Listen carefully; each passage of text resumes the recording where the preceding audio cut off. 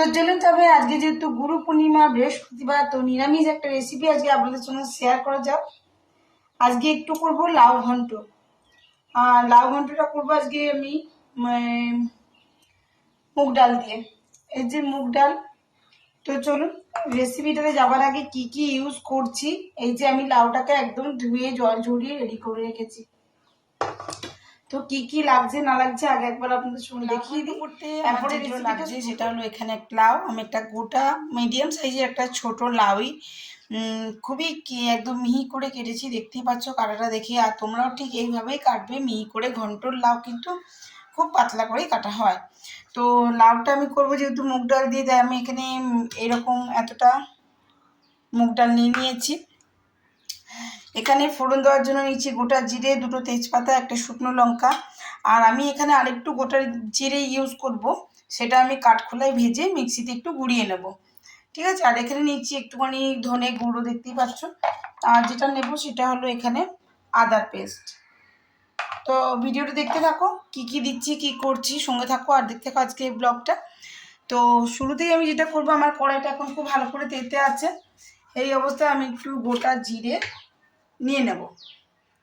তো দেখো এখানে যে আমি কড়াইতে গোটা জিরেটা দিয়ে দিয়েছি। আমি কিন্তু গোটা জিরেটা না পুড়বে আর না তো খুব বেশি কাঁচা কাঁচা থাকবে, ঠিক আছে। জাস্ট হালকা করে এটা কিন্তু একটু নাড়াচাড়া করে ভেজে তুলে নিতে হবে কাঠখোলায়। তো চলো দেখতে থাকো, আগে আমি এটা একটু ভেজে নিই।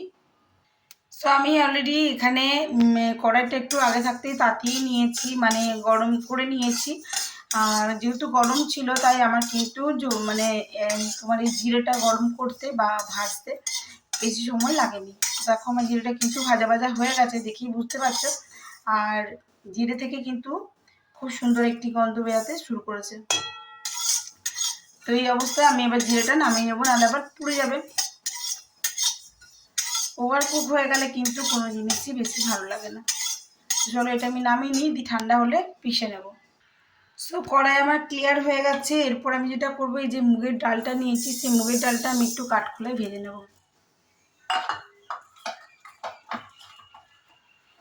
এটা ভেজে আমি ধুয়ে ভালো করে রেখে দেবো। সো দেখিয়ে দিই বন্ধুরা, এখানে আমার মুগের ডালটা কিন্তু খুব ভালো করে দেখো ভাজা হয়ে গেছে। আমি এবার এটা জল দিয়ে ভালো করে ধুয়ে নেব। নেক্সট আমি এটা করব, আমি কিন্তু পুরো রেসিপিটা করব সরষের তেলের উপরে, অবশ্যই দেখতে থাকো। আমি কিন্তু কড়াই ফাঁকা করে দিয়েছি। এবার আমি এর মধ্যে দিয়ে দেবো সরিষার তেল।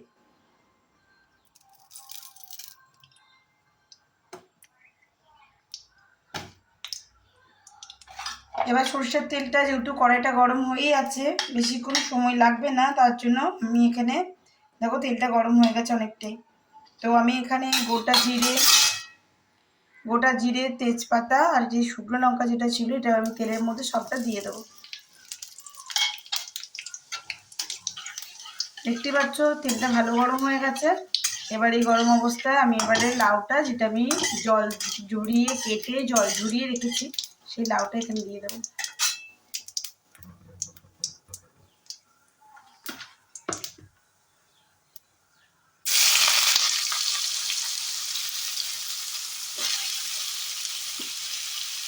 দেখতে পাচ্ছ বন্ধুরা আমি কত মিহি করে একদম লাউটা কেটেছি।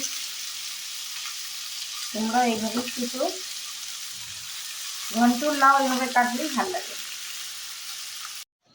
সো মুগের ডালটা আমার কিন্তু খুব ভালো করে দেখো ধুয়ে নেওয়া হয়ে গেছে। এবারে এখানে যেটা আমি হতে দিয়েছি, লাউটা ছেড়ে দিয়েছি, এবার আমি মুগের ডালটা পুরোটা দিয়ে দেবো। সমস্ত মুগ ডালটাই কিন্তু আমি দিয়ে দিয়েছি, যেটা আমি ভেজে রেখেছিলাম। এবার দিয়ে দেবো আমি টেস্ট অ্যাকর্ডিং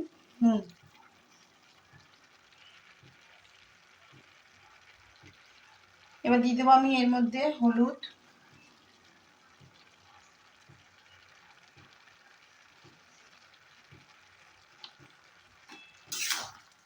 নুন আর হলুদ দিয়ে আমি খুব ভালো করে এটা একটু নাড়াচাড়া করে নেব।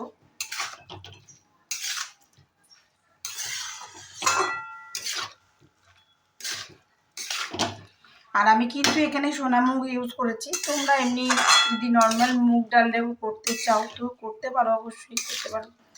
আমি এখানে যেহেতু মাসে সোনা মুগই নিয়ে আসি, তো আমি এটা সোনা মুগের ডাল দিয়ে করছি।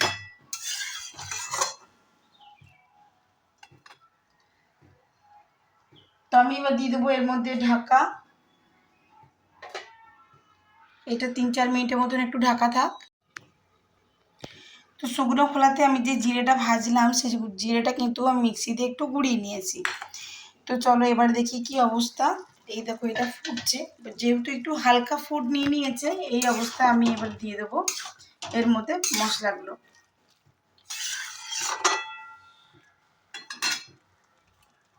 যেমন ধরো জিরে গুঁড়ো আর এই যে ধনে গুঁড়ো, ওটা দিয়ে দিলাম। আমি দিয়ে দেবো এখানে, আর দিয়ে দেবো কিছু কম 1 চামচের মতন এখানে আদা বাটা। আর এখানে দিয়ে দেবো আমি 4টি কাঁচা লঙ্কা। কাঁচা লঙ্কাগুলো কিন্তু আমি ফাটাইনি। এবার আমি খুব ভালো করে একটু মিক্স আপ করে দেবো। আমি কিন্তু এক্ষেত্রে এখন জল দেবো না। জলটা এই জন্যই দেবো না যে লাউ থেকে কিন্তু জল এমনি ছাড়বে,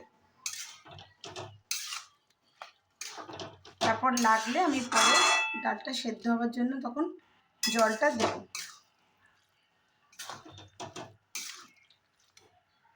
তো আমি আঁচটা বাড়িয়ে এটা খুব ভালো করে নাড়াচাড়া করে নেবো এখন। তো চলো এবার এটা ঢাকা দিয়ে দেওয়ার পালা। আমি আবার ফিরে আসবো 5-7 মিনিট পর। এবারে খুলে দেখা যাক কি অবস্থা। এই দেখো লাউ থেকে জল ছেড়েছে, বাট এতে আমার হবে না, আমাকে একটুখানি জল দিতেই হবে, কেননা আমাকে ডালটা সেদ্ধ করতে হবে। আর ডালটা সেদ্ধ করার আগে আমি একটুখানি কাশ্মীরি রেড চিলি পাউডার দিয়ে দেবো, জাস্ট 1/2 চামচ। তোমরা না চাইলে অবশ্যই না দিতে পারো। দেখো আমি মিলিয়ে দিলাম। আর এইভাবে মিলিয়ে দেওয়ার পর আমি এর মধ্যে একটু জল দিয়ে দেবো ডালটা সেদ্ধ হওয়ার জন্য।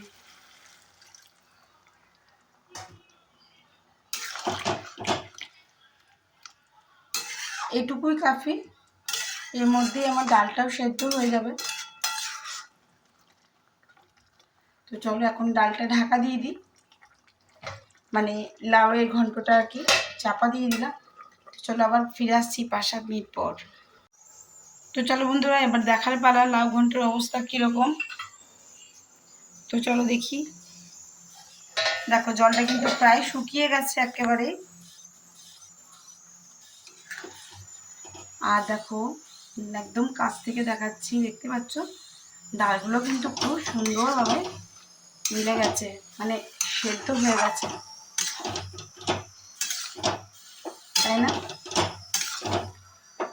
তোমার যখন এই ডাল আর লাউ দুটোই যখন খুব সুন্দর করে মিলে যাবে, এবার দিয়ে দেবো আমি চিনি। ঠিক আছে, দেখো আমি তোমাদেরকে একদম ক্লোজ থেকে দেখাচ্ছি, সামনে থেকে একদম দেখো। দেখো ডালটা কিন্তু খুব সুন্দরভাবে মিলে গেছে, মানে সেদ্ধ হয়ে গেছে যেটা বলছি। আর লাউটাও কিন্তু খুব সুন্দর সেদ্ধ হয়ে গেছে। সো আমি এখানে আবার দেবো চিনি, চিনির আগে দেবো একটু কোকোনাট পাউডার। এটা যদিও অপশনাল, চাইলে দিতে পারো আর না চাইলে নাও দিতে পারো। এটা দিলে কিন্তু টেস্টটা খুব সুন্দর লাগে। আর আমি এটা ইউজ করছি। সো আমি এখানে দিয়ে দেবো টেস্ট অ্যাকর্ডিং, যে যেমনটা মিষ্টি ভালোবাসো অবশ্যই সে সেরকম চিনিটা দেবে। আমি এই দিয়ে দিলাম দেখো নারকোল আর চিনি। এবার চিনিটা যেহেতু জল ছাড়বে একটু দিয়ে নাড়াচাড়া করবো, তারপর দিয়ে দেবো ঘি আর গরম মশলা। আমার একেবারে রেডি হয়ে গেল লাউয়ের ঘন্ট, মুগ ডাল দিয়ে লাউয়ের ঘন্ট।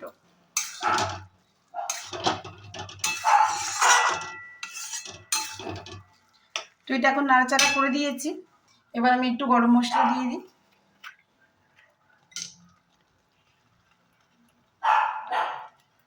সো বন্ধুরা আমি দেখো উপর থেকে কোকোনাটের ডাস্ট দিয়ে কিন্তু খুব সুন্দর করে একটা ডেকোরেশন করে দিয়েছি। তোমরা চাইলে ফ্রেশ কোকোনাট দিয়েও করতে পারো। আমার কাছে এই মুহূর্তে ফ্রেশ কোকোনাট ছিল না বলে আমি কিন্তু প্যাকেট করা যে পাওয়া যায় ডাস্ট, কোকোনাট ডাস্টগুলো, সেটা দিয়ে আমি করলাম। তো কেমন লাগলো অবশ্যই জানিও।